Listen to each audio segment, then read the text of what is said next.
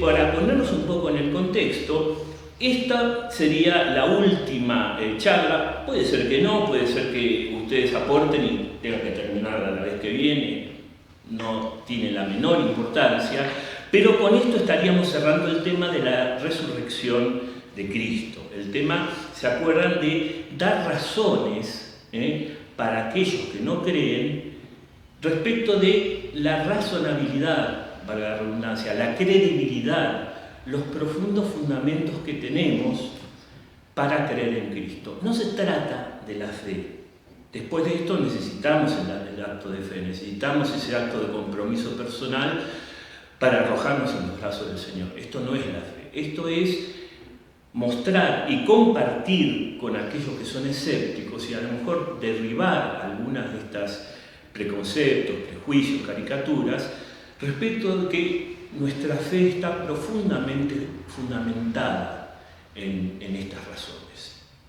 Y habíamos empezado en este camino hablando primero de la fidelidad de los redactores. ¿Se acuerdan de la historia de Jesús? Habíamos medio empezado a ver los documentos que narraban la historia de Jesús. Primero la fidelidad de los redactores, después habíamos hablado también de la transmisión, cómo también los diferentes escribas fueron poniendo por escrito de una manera muy fiel y que tenemos muchas formas de cotejar la confiabilidad de estos documentos a través de la ciencia como la lingüística, la paleología, la etimología de las palabras, la arqueología, por supuesto, se descubren nuevos manuscritos, etc.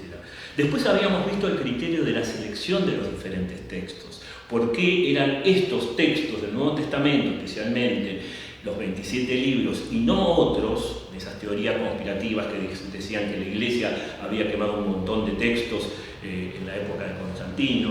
Demostramos que no era así, que la arqueología nos muestra lo contrario, y los criterios estrictos que tuvieron para seleccionar estos textos. Hablamos también de la divinidad de Jesús, como es una proclamación muy temprana y tampoco es un agregado posterior de Constantino ni nada que se le parezca, sino que ya los primeros discípulos reconocieron esta divinidad.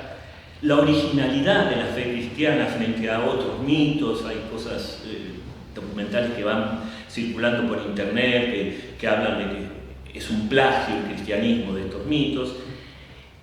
Esto es muy en resumida cuenta lo que fuimos viendo, ¿no? Y terminamos con esta parte hablando de los fundamentos de la fe en la resurrección de Cristo, ¿sí? Y dentro de este tema habíamos visto, los sucesos preparatorios, es decir, habíamos hablado de la muerte de Cristo en la cruz, su pasión, su muerte, la tumba vacía, las evidencias de la resurrección, es decir, las apariciones a los discípulos, y el origen de la fe, esa fe inexplicable. Eso es lo que hablamos la última vez con Nati, estaba Nati presente, cómo en ese antes y después es inexplicable cómo los discípulos, encerrados, miedosos, decepcionados por ese Mesías que era totalmente diferente a lo que ellos esperaban, había sido ejecutado en la cruz. Y ahora nos toca ver una especie de investigación detectivesca, si querés, Sofi, poner la imagen. ¿Por qué? Yo había usado ya esta imagen, a lo mejor los que tienen, más experiencia, conocen esta serie. Vos sos más viejo. Yo no quise decirlo de esa manera. ¿Por qué esa maldad? ¿Por qué esa maldad? A ver, pará. ¿Cuándo es? Bueno, a ver. Porque si no vamos a hacer dos. ¿Saben lo que yo siempre digo? Yo soy más joven que ustedes porque llevo más tiempo siendo joven. Entonces... Es la imagen, Nati no la pueden ver, es la imagen del doctor, el detective. El detective, ¿quién no la puede ver? Yo. Claro. Sí, acá no sé si a lo mejor la ubicás en algún momento, esto no importa que se acaben. ¿Alguna vez lo viste? No, entonces no. Se hace la joven, pobre también. Es joven. Me voy al lado de Sofi. Está bien, es una serie que desde los años 70, pero que se emitió hasta más o menos el 2000. ¿Qué quiero decir con esto? A ver, ustedes están viendo esta cara, los que tienen más experiencia o los que son más viejos, van a recordar que es una famosa serie, Columbo, de un detective que tiene así esta carita de inocente, de despistado, y así como quien no quiere la cosa, hace preguntas demoledoras. ¿Por qué? Y quiere descubrir las contradicciones.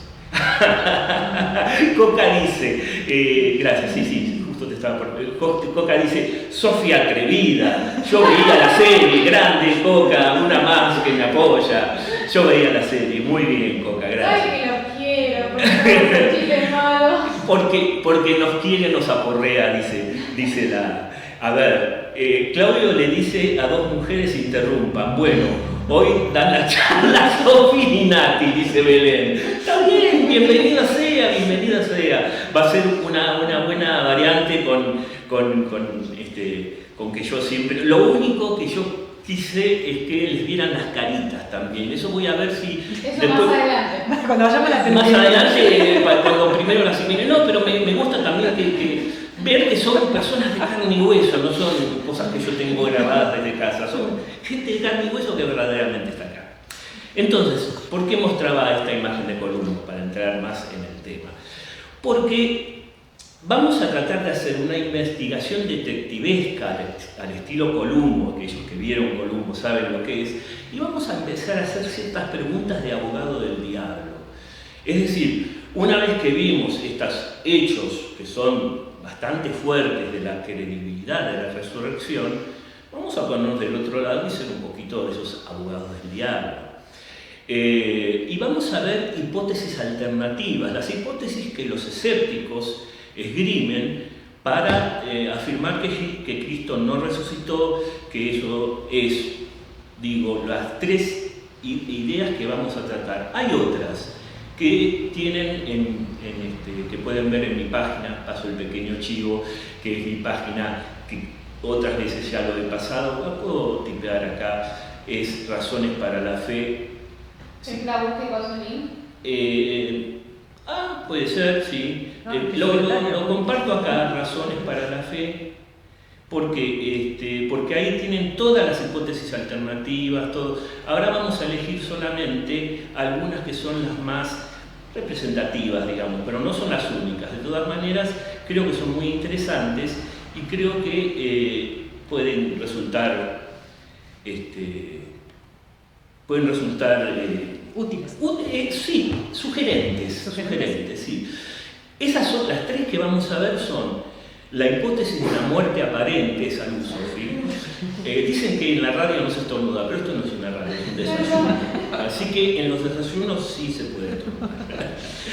Que ya habíamos visto algo, vamos a repasarlo brevemente, pero otras dos, que es la hipótesis de la conspiración, es decir, conspiración de los discípulos, el tema de la hipótesis de la muerte aparente es más bien una especie de conspiración de Jesús. La hipótesis de la muerte aparente y por último la hipótesis de la alucinación.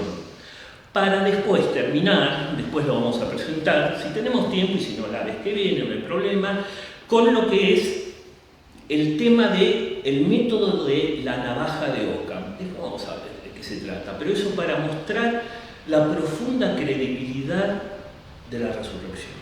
Vamos por partes, también contando, a ver, Fernando, no te hagas el pendex. Acá, Fer, mi amigo Fer de Buenos Aires, dice, yo era chiquito, pero mi mamá me contaba. Y pone la carita con la nariz larga. Sí, bueno, no lo había visto, está bien, ahí te perdono. Entonces, ya habíamos visto algo de la hipótesis de la muerte aparente. Es que Jesús no habría muerto en la cruz, sino que se habría escapado una vez que lo pusieron en el sepulcro y se habría aparecido a los discípulos y bueno, no fueron los discípulos los que mintieron, sino que vieron a un Jesús que en el fondo no había muerto, entonces creyeron que había resucitado.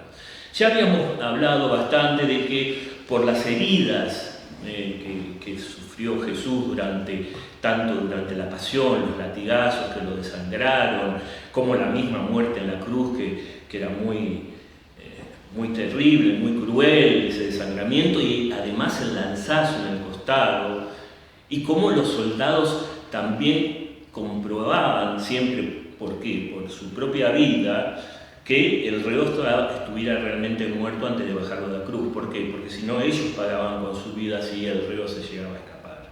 Pero hasta ese lanzazo en el costado hay que contar para mostrar la certeza, ¿no?, de la muerte de Cristo en la cruz. Pero además de eso,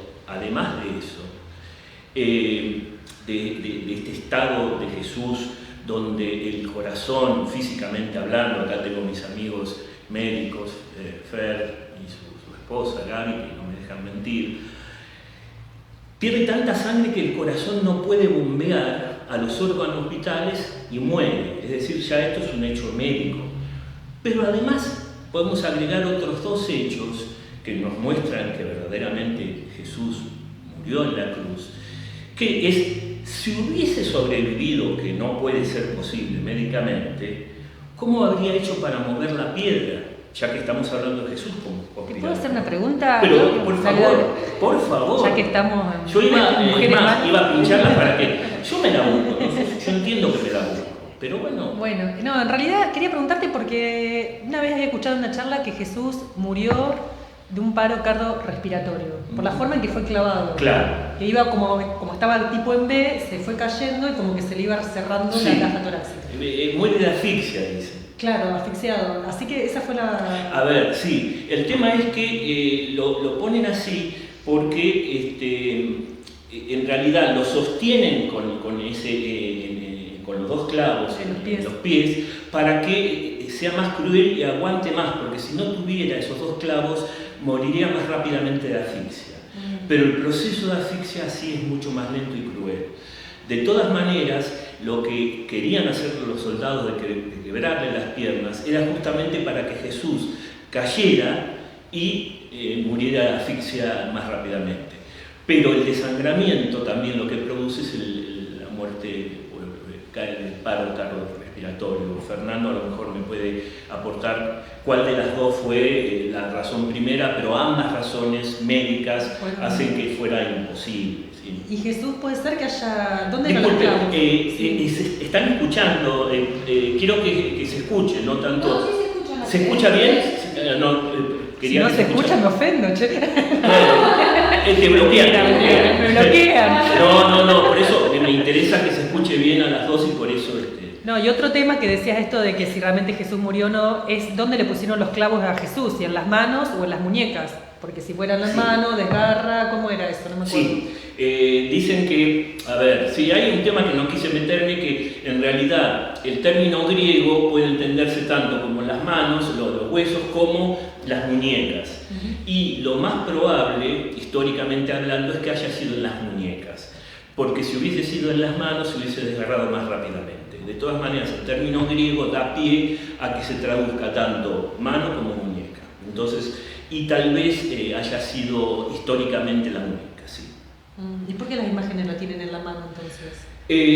Supongo por una traducción de mano, o sea, como se podía traducir de las dos maneras, supongo que será por eso. Como las imágenes, por ejemplo, de Sor Faustina, que lo vieron en la serie, claro. que la imagen de Sor Faustina es las manos. Las manos, sí, las estigmas. O el Padre Pío también. El Padre Pío, por ejemplo, que tenía los estigmas, muestra que también los tenía en las manos. Sí, digamos, eso no quita un gramo de credibilidad a estos estigmas. No, son como detallitos que por ahí... Pero bueno, contestando un poco, aparentemente lo más probable es que haya sido en las muñecas porque sostenían mejor, ¿no?, los clavos. Y aseguraban un poco más la muerte también, en cierta forma, para estar más tiempo sostenido. Exactamente, y prolongan. Sí, todo esto es por la crueldad del castigo de la cruz, que ni siquiera se los aplicaban a los romanos, a los ciudadanos, porque decía que era un castigo realmente infamante.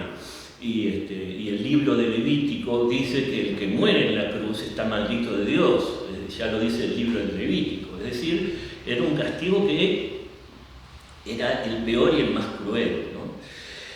Pero además hay, más allá de que es imposible que hubiese sobrevivido, nos preguntamos, bueno, ¿cómo puede ser que con las muñecas, las manos, todo en su estado haya podido mover la piedra y escaparse? Pero más interesante todavía, fíjense esta razón, que es una razón muy sutil y psicológica, que es la siguiente. Si hubiese logrado escapar, si hubiese logrado sobrevivir, todas esas cosas que son insólitas, casi ridículas, al aparecerse de esa manera a los discípulos, agonizante, ¿habría manifestado el ser el Señor vencedor de la muerte, verdaderamente tal como lo vivieron ellos? Más bien serían los últimos alientos para ahí caer muerto. Un Señor vencedor de la muerte no está agonizando con todas las heridas que verdaderamente tuvo Jesús. Es decir, hay un montón de razones para ver que esta hipótesis de la muerte aparente es inverosímil desde el punto de vista médico, desde el punto de vista físico, de no poder correr la piedra, y desde el punto de vista psicológico. ¿Cómo van a salir los discípulos a gritar a los cuatro vientos que apareció un Señor glorificado y resucitado, cuando en realidad, si hubiese pasado todo ese trance, que no podría haberlo pasado, se hubiese mostrado agonizando? Pero los soldados no chequearon si Jesús estaba muerto Sí, o no. pero por eso digo que es una hipótesis ridícula. Claro, pero la idea era que justamente le aceleraran la muerte, ¿o no? Era el que rompía la pierna. No rompieron las piernas porque chequearon que ya estaba muerto. Pero por si las moscas, claro, un centurión le atravesó el costado.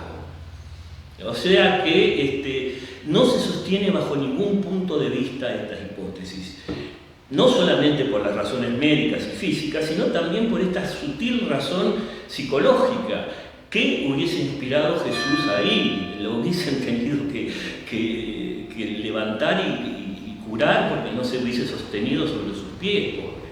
En cambio, a ellos se les apareció como el Señor que venció la muerte de una manera majestuosa y sobrenatural. No cierra por ningún lado esta hipótesis, ¿sí? No sé si hay algún comentario, alguna... Se conectó Miri que dice buenos días, desayuneros. Sí, desayuneros. Siempre al pie del cañón. Coca dice se escucha bien. Gracias.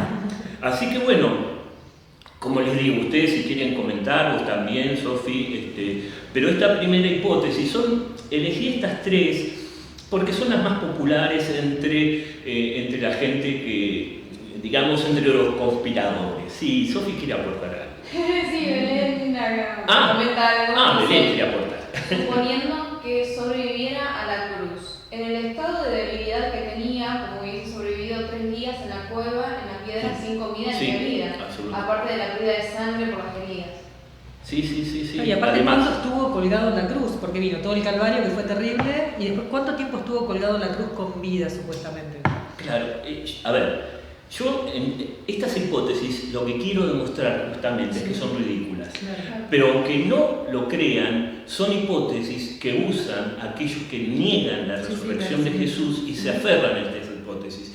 Y muchos de ellos, eruditos o supuestos eruditos, el Nuevo Testamento había hablado de este seminario de Jesús, recuerdan que está formado por eruditos, pero que no son tan profundos como aquellos que incluso estudiaron el lenguaje original, el arameo, rastrean mucho más profundamente, sino que estos solamente saben griego y interpretan todo según características helénicas. Y además les gusta escribir bestsellers. Y al escribir bestsellers sacrifican rigurosidad por sensacionalismo. Entonces, muchas de estas hipótesis venden bien. ¿Por qué? Porque estaría refutando el cristianismo y entonces, ¡wow! ¡Qué bueno! Yo tengo una pregunta, voy a ser abogado del diablo yo ahora. Por favor, seamos... A ver, ¿cómo de es? eso se trata. A ver, ponele que, bueno, Jesús murió y estamos de acuerdo con que Jesús murió. Ahora, ¿cómo podemos chequear de que no se le pagó a los apóstoles para que dijeran algo? No se le pagó, bueno, yo digo pagar porque en la era moderna, digamos, a lo mejor con oro, qué sé yo. No se le pagó a los apóstoles para decir que Jesús había resucitado y en realidad Jesús estaba muerto todavía. Esa es la siguiente hipótesis. Bueno. O sea que lo que hiciste vos es, como presentadora, presentaste la siguiente hipótesis de la cual vamos a hablar. Bueno. Que es la hipótesis de la conspiración. Bien. Entonces esta hipótesis, ¿qué es lo que dice? Bueno, está bien, admito que Jesús murió. Entonces los apóstoles, o por soborno, primero habría que ver quién habría querido sobornar, ¿no? Porque ahora eso lo vamos a ver también, ¿no? Porque vamos por partes. Primero, la hipótesis dice que los apóstoles, vamos a ver por cuál razón insólita, robaron el cuerpo de Jesús y después habrían mentido respecto de su resurrección. De eso se trata básicamente la hipótesis. Vamos por partes a las respuestas. Susi está poniendo como una carita de desconcentración. Esta es mi cara de concentración. Ah, muy bien. Si te viene así, es sí. Porque estoy concentrada. Bien. Entonces eso quiere decir que estoy por dar una respuesta que va a abrir... No, yo lo que quiero es disparar como Columbo las preguntas. Vamos a ver. Vamos por partes. Primero, si fue una conspiración, fue la más torpe de las conspiraciones posibles. Porque algo no, ya lo habíamos repetido, ahora es más peligroso que yo lo repita porque la mayoría femenina puede ofenderse. Pero pasa lo siguiente. Es absurdo que primero, hay muchas razones, es absurdo que los apóstoles hubiesen urdido un plan semejante y en los relatos de la resurrección hayan puesto a las mujeres como los primeros testigos. ¿Por qué? Porque las condiciones culturales, que yo no estoy de acuerdo para nada, de ese momento, impugnaban el testimonio de las mujeres. No eran creíbles, no podían dar su testimonio jurídicamente porque no era creíble su testimonio. Yo no voy a reproducir acá textos de los rabinos o incluso del Antiguo Testamento, no viene al caso y sería peligroso. Pero bueno, no maten al mensajero en todo caso, pero es cierto que en ese momento no era para nada creíble el testimonio de las mujeres. Es más, el mismo Evangelio, uno de los Evangelios dice concretamente que los apóstoles no le creyeron a las mujeres, pero en los 4 Evangelios, en los 4, aparece que las mujeres fueron los primeros testigos de la resurrección, de la aparición. De manera que esto, por un lado, fue muy torpe como conspiración, empezando con el pie izquierdo. Pero además lo que vemos en los relatos de la resurrección es que no aparece narrada la resurrección misma. Si uno toma los relatos de los 4 evangelios, van a ver que son muy sobrios. Ningún evangelio relata el momento de la resurrección, ninguno. En contraste, ¿se acuerdan cuando hablamos de los evangelios apócrifos, esos evangelios tardíos que aparecieron después, que son fantasiosos, que muchos de ellos tienen una imagen diferente de Jesús? Como por ejemplo el evangelio apócrifo de Pedro, no lo escribió Pedro, es apócrifo, es un evangelio falso y no se conservó en la tradición de libros inspirados, ¿sí? Ese evangelio que es tardío narra la misma resurrección, lleno de portentos, con efectos especiales. Aparecen 2 ángeles cuyas cabezas rozan el cielo y la cabeza de Jesús que va más allá del cielo, es decir, todos efectos especiales para agrandar y hacer mucho más majestuoso y contundente el relato. En cambio, estos relatos son sobrios, son parcos y no narran la resurrección misma, sino la posterior. Primero la tumba vacía y después las apariciones. Bueno, vamos haciendo cuentas de qué tipo de conspiración puede ser esta, que empezaron narrando las cosas de la manera menos creíble posible, ¿no? No fue Pedro, el cabeza de la iglesia, que mismo Cristo designó, el primero, el que se apareció, que podría haber tranquilamente, si fue una invención, haberlo puesto a Pedro, el testigo, primer testigo, no, fueron las mujeres. Así que bueno, eso nos está diciendo más bien que, bueno, la sinceridad de los apóstoles pasó de esa manera. ¿Qué quieren que hagamos? ¿No nos creen? Es un problema de ustedes. Claro, está bueno eso que dicen los apóstoles del Evangelio por el tema cultural que había en la época. O sea, los varones no le creían a las mujeres y las mujeres eran totalmente desvalorizadas. Exactamente, incluyendo los mismos apóstoles y los mismos redactores de los Evangelios. Los mismos redactores de los evangelios eran hijos de su cultura y sabían que al transcribir eso, ellos mismos estaban bajo esa influencia. Y sin embargo lo pusieron. Lo admiten. Y además no tratan de adornar el relato con ningún efecto especial. Rasgos de sinceridad. Pero no se termina ahí. Acá les recomiendo un libro, hay argumentos muy ricos de este libro que es reciente, que se llama Un latido en la tumba, de Antonio Macaya, Un latido en la tumba de Antonio Macaya, que es doctor en medicina y licenciado de ciencias religiosas en Barcelona. Ambas cuestiones porque hace una especie de investigación, a su vez teológica y médica, física, de todas estas razones. Y expone más razones todavía. Dice que, por ejemplo, el robo de cadáver, ¿qué pasa con este robo de cadáver? Más allá de todas estas razones de lo que llamamos el sincericidio, se entiende lo que significa sincericidio. Sí. Además, dice esto del robo de cadáver, un poco hacia lo que vos habías presentado, Nati.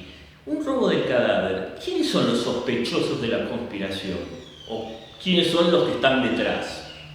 ¿Los judíos y los romanos? Al contrario, los judíos y los romanos querían que el cadáver permaneciera ahí para demostrar que Cristo no resucitó. Ni uno ni otro va a querer colaborar en una teoría conspirativa que de alguna manera está dando pie a lo que decían los discípulos que Cristo resucitó. O sea que ni judíos ni los romanos les convenía eso, les convenía que el cadáver quedara ahí para demostrar la falsedad de este anuncio. Ahora bien, pensemos entonces en los seguidores, pero pongámonos un poco en los zapatos de esos seguidores. No tenían zapatos en ese momento, sandalias, pero no importa. ¿Se entiende? Eran judíos piadosos, eran todos judíos practicantes, muy respetuosos de la ley, campesinos, pescadores, gente humilde, gente sencilla, que muchas veces ni siquiera terminaban de entender las parábolas que decía el maestro, y el maestro después en privado se las tenía que explicar. Gente humilde y no de gran vuelo fantasioso que puede llegar a aburrir cosas. Pero no solamente eso. La mayoría de ellos eran analfabetos, eran humildes, tenían familias. Se habían visto humillados por la muerte de su maestro, porque ellos esperaban, la mayoría de ellos, que ese maestro encabezara una revolución armada para derrocar a Roma. Y no pasó, estaban humillados, estaban con miedo.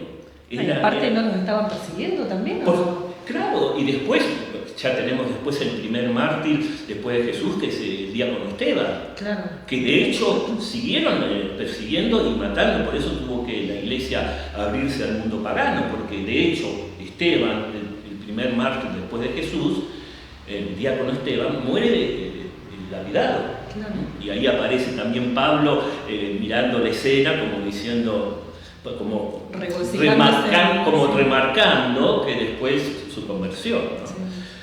Pero fíjense esto, ellos sabían perfectamente que seguir a Jesús y proclamar que este Jesús era verdaderamente el Hijo de Dios, era el Mesías, era Dios mismo, era la peor de las blasfemias. Era el peor pecado que merecía el pecado de muerte. Pero no solamente eso, por la ley de Moisés, de la cual ellos eran tan devotos, arriesgaban su salvación eterna. Ellos lo sabían perfectamente. Y a ver, una pregunta. ¿Cuál era el peor de los males? En ambas formas morían, digamos. Si decían que Jesús no decían nada sobre Jesús muerto, lo iban a matar igual porque lo estaban persiguiendo.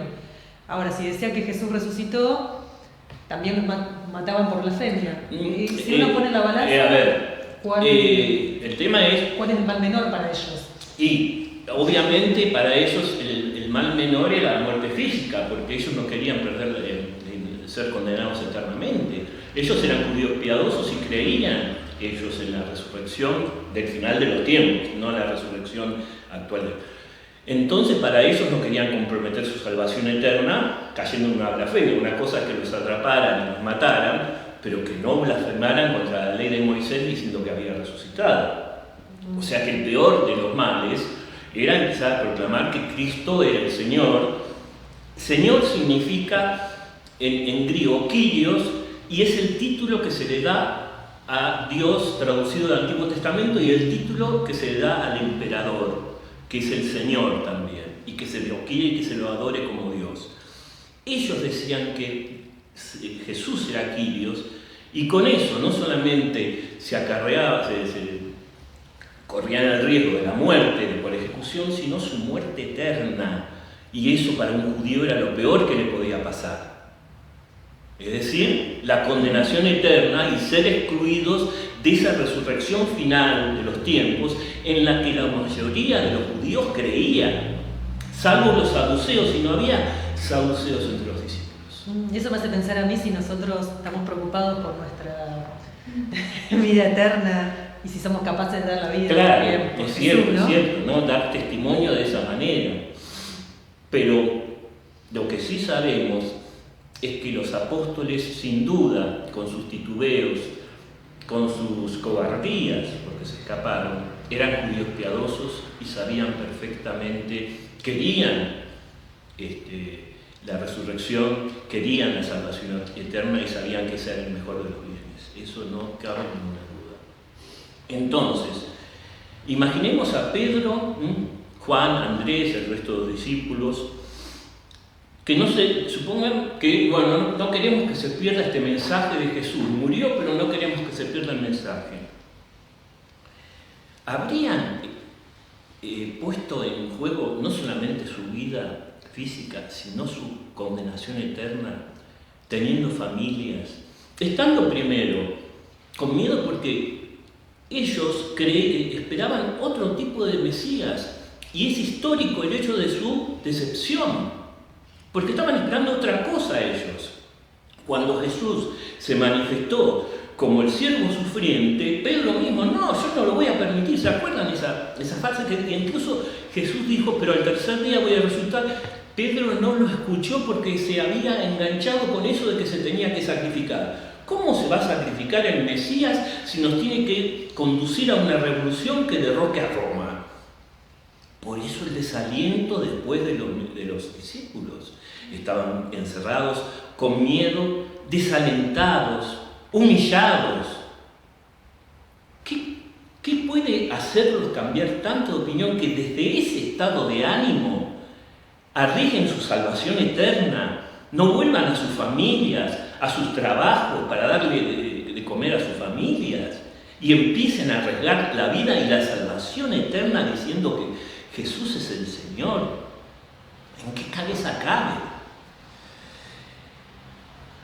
Y no solamente eso, este cambio total de actitud, de estar, o sea, históricamente decíamos, los historiadores, o sea, los historiadores rigurosos y serios, no pueden explicar el antes y el después.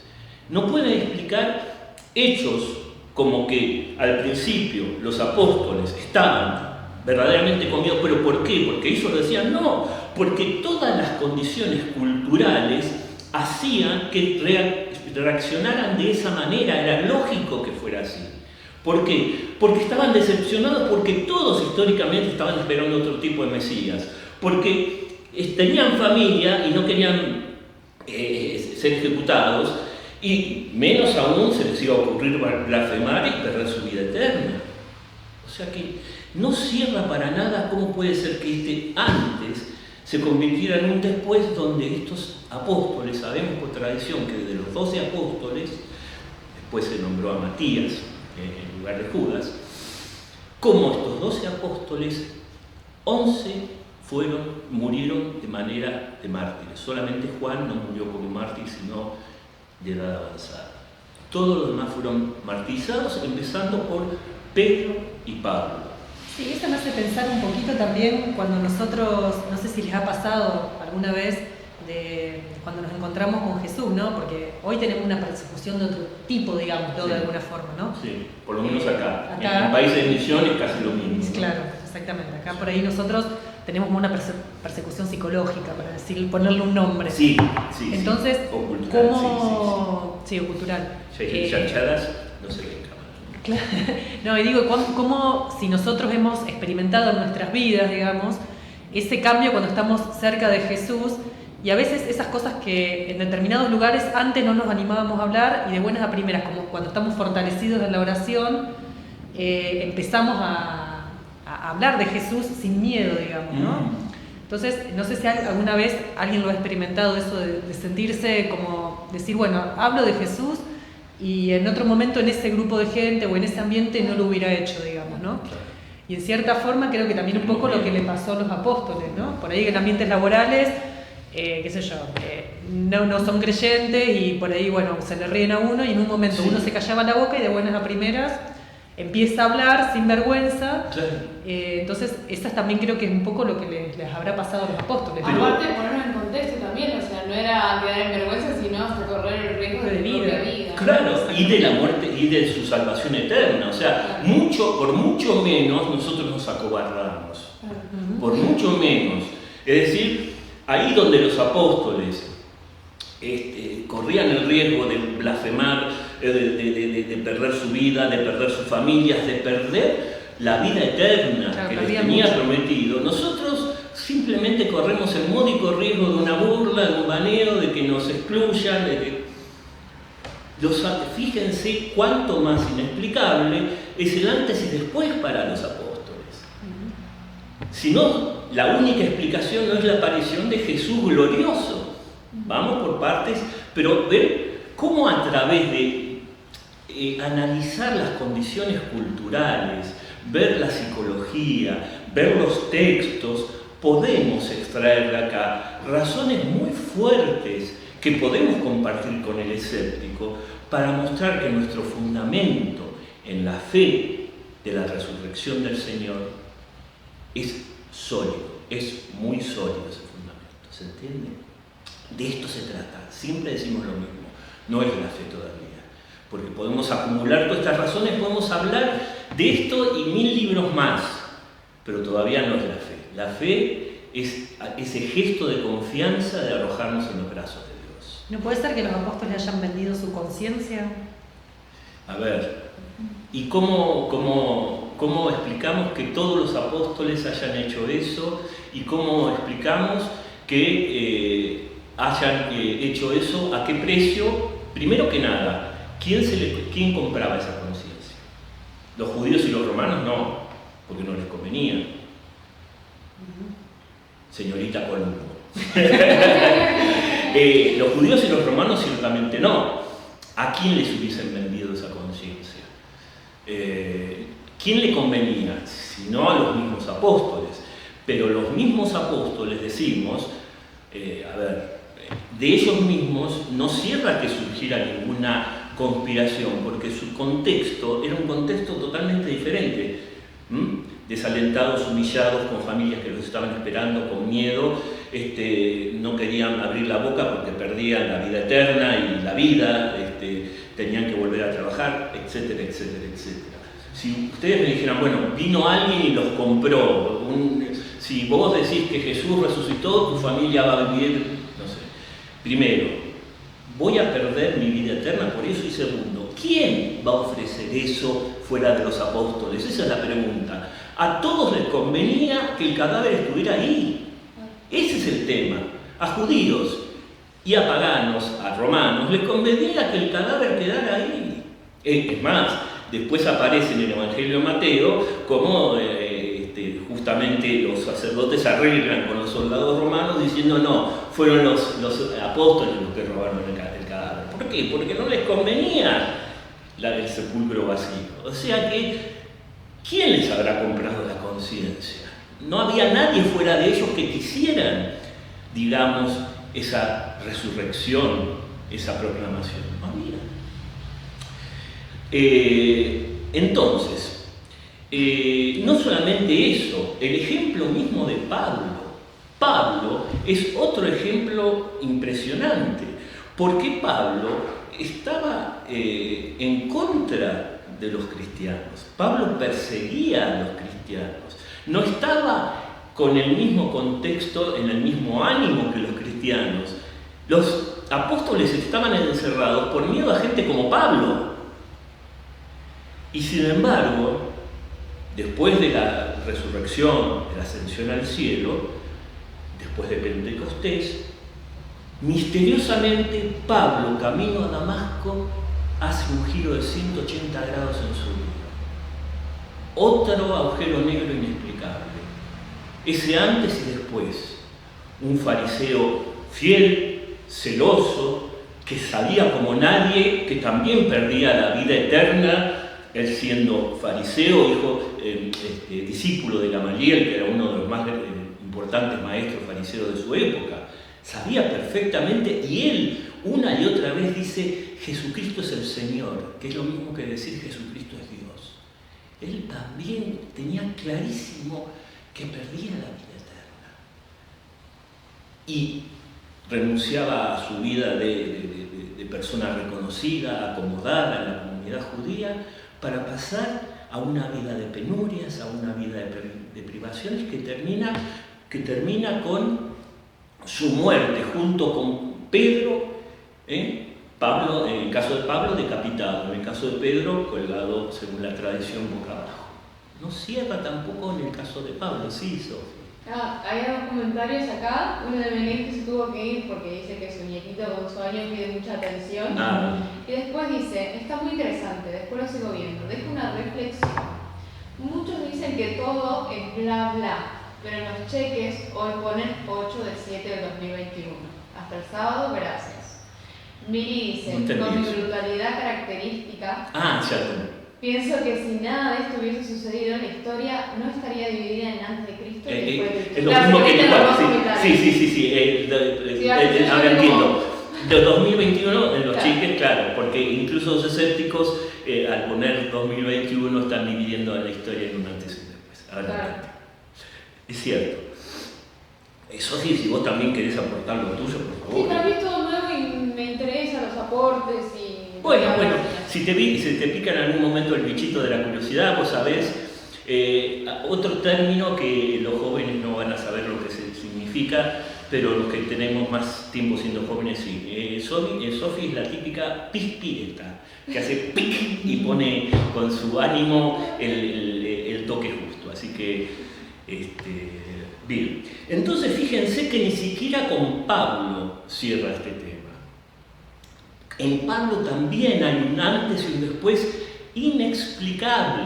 Así como teníamos los apóstoles, un antes y un después, Pablo, con otras circunstancias, también no se puede explicar qué pasó camino a Damasco. Históricamente, si hacemos la crónica histórica, ¿qué es lo que pasó entre medio? ¿Qué hizo que un fariseo celoso, que un fariseo que quería justamente seguir persiguiendo a los cristianos que camino a Damasco, ¿qué pasó? Que cambió 180 grados para pasar a una vida de privaciones, renunciando solamente a su posición, a su honor, a su reconocimiento. Si esto era falso, renunciaba a su vida eterna, y él lo sabía mejor que nadie como fariseo. Los fariseos creían en la resurrección final. De manera que no cierra tampoco. Así que, miren, aunque hubiese habido pruebas que no la hay, no hay un móvil posible porque no cierra, no hay un móvil, el móvil en el sentido policial del término, ¿no? Cuando uno ve un asesinato, ¿cuál es el móvil de esta situación? No aparece, no cierra. Además, el tema de que hay que explicar las apariciones de Jesús resucitado, que hay que explicar el surgimiento de este antes y después del cristianismo, que hay que explicar el sincericidio de los textos. Hay que explicar todo eso, pero además, si todo eso nos olvidáramos, los dejáramos de lado, aún así, la inauguración de una conspiración fue sumamente torpe. Fíjense, estoy dando un montón de razones por las cuales es inaceptable esto, pero aún así, fíjense, eligieron el peor momento para la conspiración. Esta conspiración que ya dijimos es ridículo pensar, pero eligieron el peor momento. ¿Por qué? Porque había mucha gente que podía desmentir esto. No lo hicieron en un lugar apartado, lo hicieron en Jerusalén, ante la vista de todos. ¿Estaba o no estaba el cadáver? ¿Había o no había razones para proclamar esta resurrección? Además, como decía, el contexto de lo que para los judíos, anunciar algo que para los judíos era una blasfemia, no solamente para ellos mismos en el sentido de arriesgar su vida eterna, estaban anunciando algo que para los oídos de sus compatriotas era blasfemo,